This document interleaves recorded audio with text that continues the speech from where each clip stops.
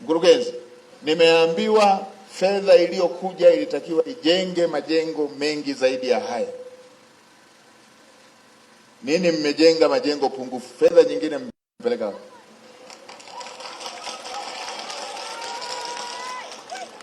Maiki iko wapi? Jengo la ndani la kina mama fedha yake ilishakuja.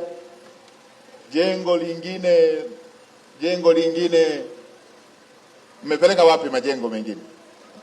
Ni kweli tulipata fedha ya majengo 9 na kama tulivyokueleza kwenye taarifa yetu ni kwamba kuna ugumu wa kusafirisha material, kwa hiyo gharama zinakuwa nyingi. Kwa hiyo wakati tunajenga jengo la kufulia na jengo la madawa hakukamilika. Kwa hiyo tulivyoletewa shilingi milioni 500 kwa ajili ya kujenga jengo la wodi ya kina baba, tukaomba kibali TAMISEMI ili tuyamalizie majengo yalikuwa yamebaki, ili kuondoa ile white elephant, majengo yasifanye kazi.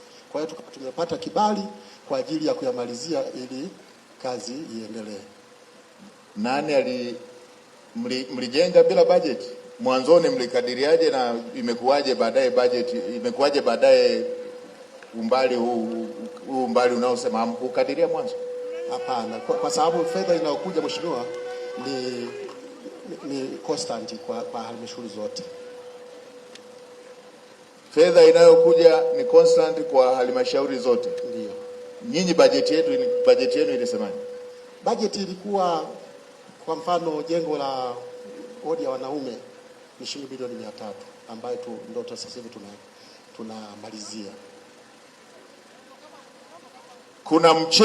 Kuna michezo nimeona ambayo inachezwa ya kuhalalisha upotevu wa fedha.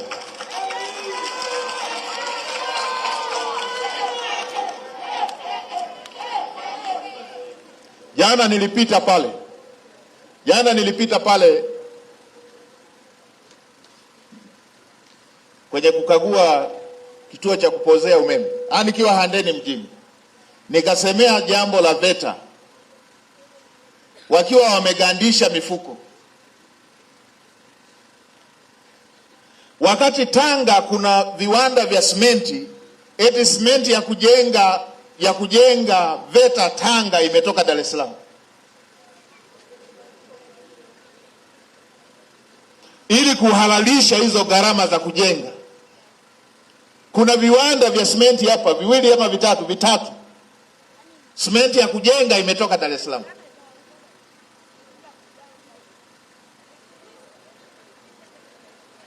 Naambiwa simenti ya kujenga imetoka Mbeya.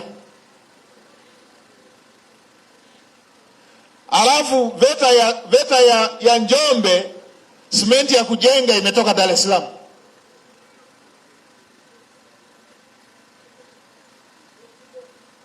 Njombe, wazee wetu wa zamani, Njombe na Mbeya walikuwa wanatembea kwa mguu kwenda Mbeya. Watu wa Makete pale wanaenda kwa mguu kwenda Mbeya.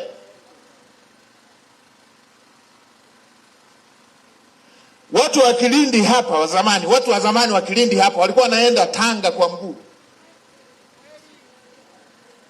Ni babu yangu ametoka Singida kaenda Tanga kwa mguu.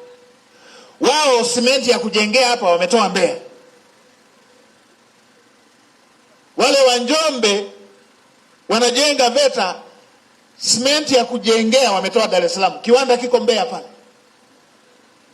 Na wakagandisha simenti.